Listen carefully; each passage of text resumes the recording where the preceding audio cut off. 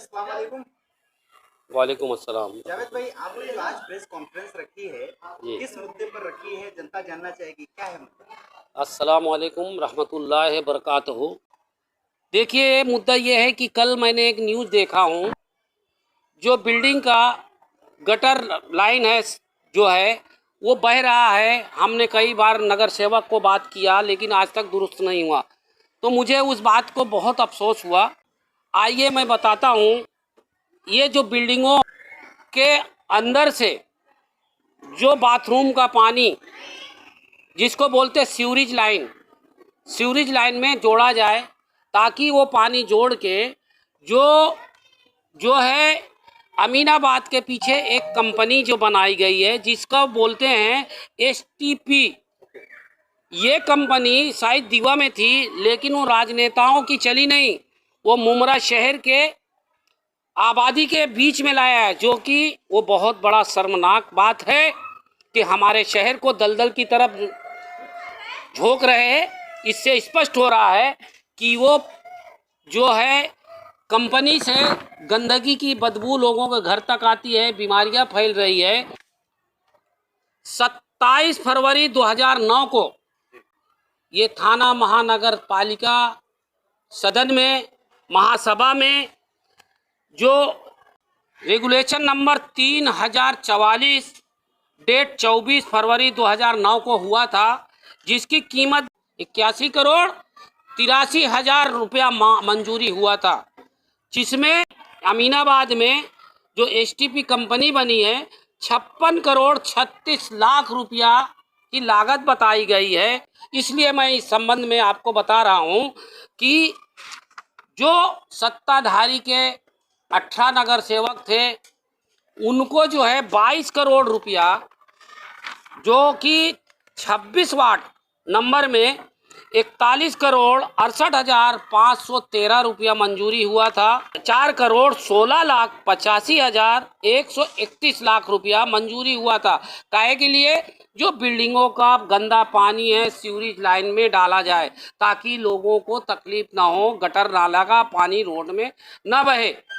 दूसरी बात, ward number 29 में 1,33,45,557 रुपया पास हुआ था।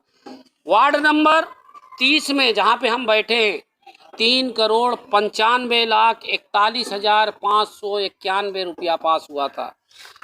वार्ड नंबर 31 में 4,42,44,200 रुपया। वार्ड नंबर 33 जो यहाँ का बहुत बड़ा लीडर है माना जाता है, उनके वार्ड में शायद 6,58,59,30 रुपया पास हुआ था। वार्ड नंबर 33 में 2,34,70,165, यानी 18 नगर सेवक को 22,28,72,574 रुपया मंजूरी हुई है। ये 18 महीना का था, लेकिन ये मुद्दत ख़त्म हो गया है। ये जो सारे फंड जो पास हुए हैं जावेद भाई, ये थाने महानगर पालिका की तरफ से मिले? अरे भाई, मैंने तो आपको पूरा वो भी बताया हूँ कि महानगर पालिका महासभा में पास हुआ है, लेकिन आज तक ये सीवरेज लाइन का काम कंप्लीट हुआ नहीं।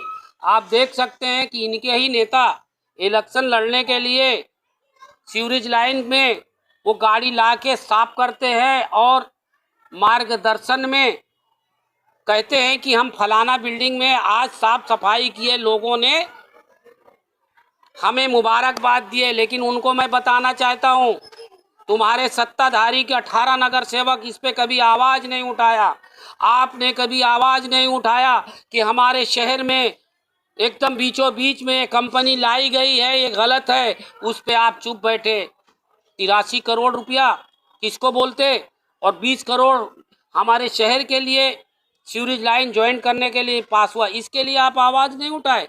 सिर्फ इलेक्शन आता है तो आप जनसभा, जनसंपर्क कार्यालय और बड़ी बड़ी संस्थाएं और यहाँ पे कुछ ऐसे मौलाना लोगों को लेके एडवर्टाइजिंग कर रहे हैं, तो जनता समझ गई है। मैं आपको बताना चाहता हूँ कि आपके न्यूज़ के माध्यम से कि कुछ लोग अभी ऐसा है कि जिनको आज ये भी नहीं पता कि हमारी बिल्डिंग जो है टीएमसी ने जब्त की है।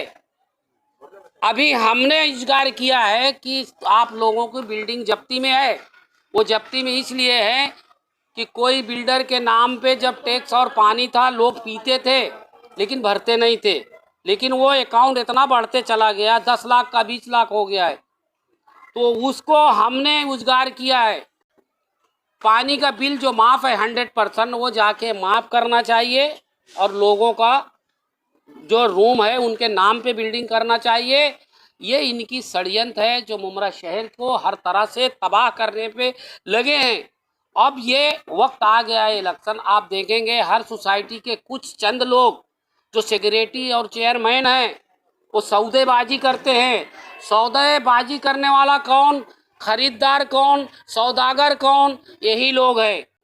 जैसे टोरंटो को ले लो, कहा था कि हमारी सरकार आ जाएगी तो हम आज टोरंटो से लोग कितना परेशान हैं। यहाँ पे सत्ता में जो बैठे हैं उनके खिलाफ अगर विरोधी नहीं रहेंगे तो ये जो आज आपके सामने इतना बड़ा घोटाला मैंने खोला हूँ तो कैसे खुलेगा।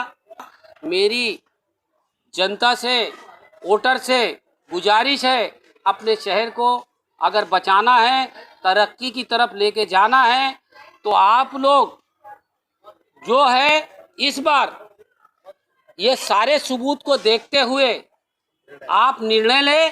चेयरमैन सेक्रेटरी पे कहने पे मत आओ, तो ये सौदेबाजी करना बंद कर दो और इनके कहने से वोटर देती नहीं है। आज हर बिल्डिंग का लोग जो है सेक्रेटरी चेयरमैन से परेशान है क्योंकि वो अपनी उल्लू सीधा करते हैं।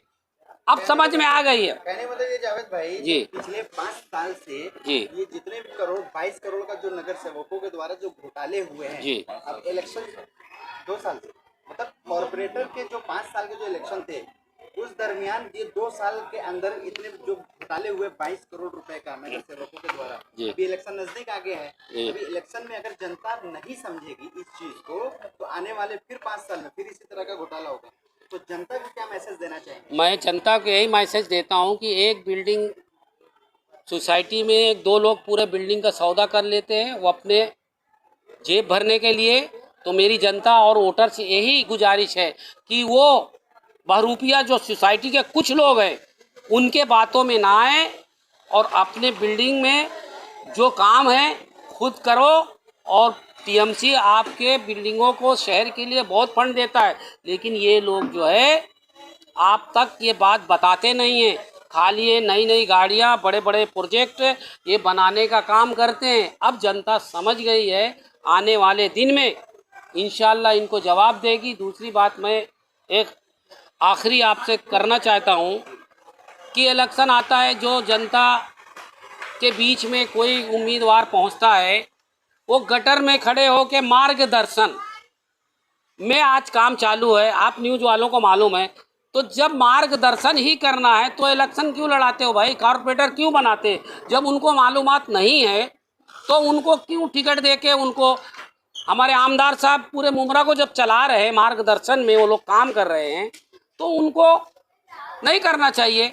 जब उनमें इतनी काबिलियत नहीं है, मार्गदर्शन बगैर चल नहीं सकते, तो उनको लड़ने का हक ही नहीं है। चैनल को सब्सक्राइब, लाइक, कमेंट, शेयर करें और बेल आइकन दबाना ना भूलें।